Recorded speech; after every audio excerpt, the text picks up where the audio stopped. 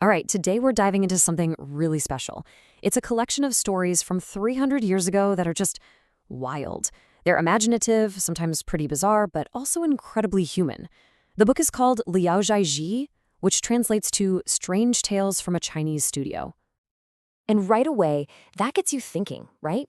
This isn't just about things that go bump in the night. It's really about, well, us. So, what can a bunch of 300-year-old ghost stories really teach us about being human today? You might be surprised. Let's dig in and find out. Okay, here's our game plan. We'll kick things off with the guy who wrote all this down. Then we'll get into the ghosts and the magic. From there, we'll look at the real meaning behind the stories and wrap up with why these tales have stuck around for so long. All right, first up, a studio of strange tales. And yeah, the subtitle here says it all. Inside a Qing Dynasty X-Files. Seriously, think of it like that. But instead of Mulder and Scully, you've got this one scholar, probably with a good pot of tea, just listening. So the book itself is called Liaozhai Zhiyi. It was put together by the scholar Pu Songling back in Qing Dynasty, China. Now this guy, his career as a government official didn't really pan out, so what does he do? He sets up a little tea stall by the side of the road, and he had a deal for travelers. You can have some tea, rest your feet, and all you have to do is tell me a story. The stranger, the better. He was basically a journalist for all things weird and supernatural, collecting these tales of ghosts, fox spirits, you name it. And get this, he wasn't just collecting a few fireside tales. The man gathered almost 500 of them. 500. That is a massive collection of stories, each one a little window into a world where the line between our reality and the supernatural is just incredibly thin. Sometimes it's wonderful, sometimes it's downright terrifying. Okay, so let's talk about the ghosts themselves. More than just ghosts, love, justice, and the afterlife. Because when you hear a ghost story, you probably picture something specific, right? Jump scares, rattling chains. Well, throw all that out. Pu Songling's ghosts are something else entirely. Yeah, what if ghosts weren't just monsters? What if they had, feelings, complex motivations? What if a spirit was hanging around because it needed help, or was looking for justice, or maybe even fell in love? That's the world these stories pull you into. And you can see the difference pretty clearly here. A lot of Western ghosts are portrayed as these inhuman, monstrous forces bent on terror or revenge. But the ghosts in Liaozhai, they're complicated. They have goals. Sometimes they're seeking love, other times justice. You can actually talk to them, reason with them. It's wild.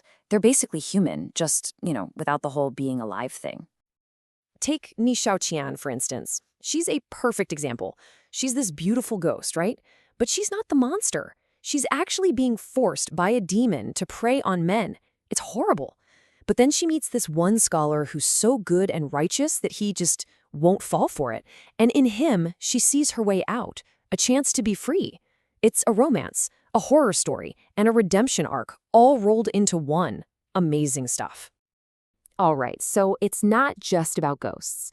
The book is also jam-packed with cunning spirits and magic. But here's the catch. There's always a price to a shortcut, and it's usually pretty ironic. This quote right here just says it all.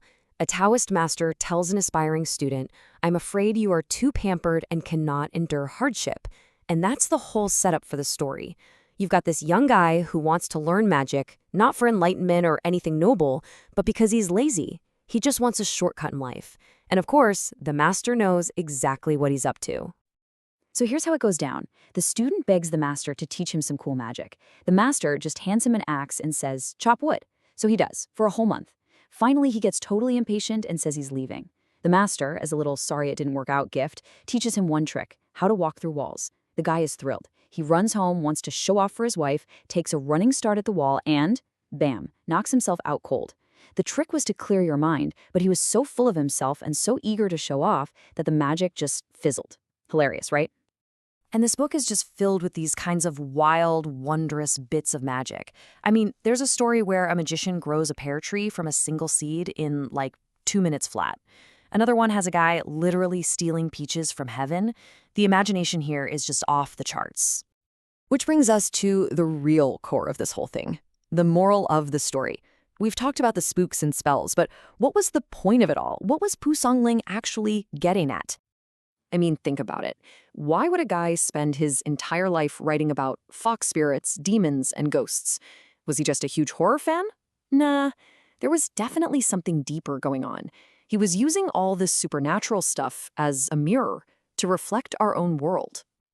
And once you see it, you can't unsee it. Look at this pattern. The Taoist of Laoshan at his wall passing magic?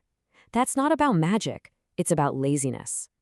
Painted skin with the demon in a human disguise? That's a super sharp warning not to judge people by how they look. And that magic pear tree? It's a story that takes a shot at greed and celebrates being generous. Every story has this hidden layer. So at the end of the day, Pu Songling was a brilliant satirist. Think about it. Back in Qing Dynasty China, you couldn't just write an article blasting corrupt officials. That would get you into a world of trouble. But you could write a story about a greedy demon or a foolish fox spirit. It was the perfect disguise. He was using fantasy to critique the real world, all its corruption, its folly, and its ridiculousness. So that leads us to our last big question. Why these tales endure?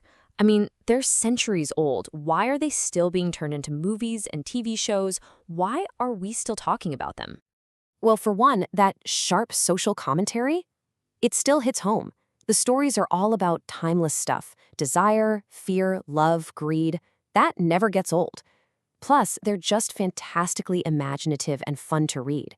And of course, their legacy is huge. You can see their DNA in so much modern East Asian film, TV, and literature. They're a cultural touchstone. This quote really nails it.